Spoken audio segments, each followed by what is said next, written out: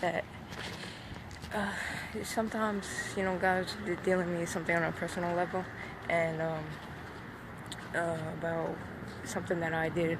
I got involved in a band, asking God to, just strip me of any bitterness or resentment that's in my heart. And I know it's reaping what I sowed, so it's not, I can't blame nobody. I can't blame God for it or nothing. But let me kind of move over here. But God just, and I want to make this really short. I'm trying to not stutter and just get this right. God, I was asking God, not complaining, but pouring my heart out. Like, how many of us get hurt so bad from people, that we're close to or whatever, and we're like, I'm looking like a total fool doing this, but I really don't care. How many of us, like, we choose, we do wrong, of choosing who we get close to. We're the ones saying, because we're in temptation or something, we're like, we choose someone that's not good for us, or a group of people that's not doing, that we know better, we shouldn't get involved in. But we only do it because we're lonely, because we're like, I'm tired of staying at home, not doing nothing, that kind of sort of thing. We make excuses after excuses, and then we try to justify it later on, knowing perfectly well we shouldn't have done it. And I was like, kind of telling the Lord my situation, even though he knew already what's going on. And he simply said to me, every single time, we as Christians, we as followers of God, we're not going to fit in. We're not going to have majority of friends or whatever. Family going to desert us, friends going to desert us for whatever reason. But he simply told me, he said, look around you.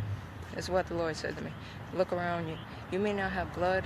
You may have friends that walked out on you or did you dirty, did you wrong, whatever. But just get out of that for a minute and just look around. Look at the family I gave you. Look at your brothers and sisters in Christ. Look at how big your family is. When you come to God, you're born into a family that's greater than the one that you're born into. By blood. It's better. It's more than the amount of friends that you could choose for yourself and get. And here's the thing: when God chooses who's in your life and the family, and you choose to confide into your brothers and sisters and rely on them, these are people that know God, know how to treat somebody, know how to edify you, pray for you, and be there when you need it. Not going to a world and trying to seek peace or trying to seek love from the world or someone of the world. It's not going to work out. We get down saying like, okay, I know to stay away from this person, that person, whatever. But what we do, we give in later on sometimes, and it's going to cost us. We're going to reap what we sow. And we forget. We get into our feelings and we forget, hey, look at everybody else. Take a reality check, step outside the box, step outside our feelings, look around and see the family that God has given us. We're never alone in anything. Just because people aren't around doesn't mean we're alone.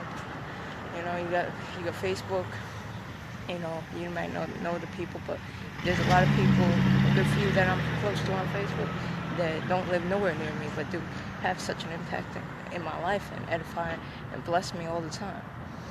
So don't be looking at and saying, sometimes we complain, we say, God, I'm going through this, or I don't have somebody, around to help me through this or whatever.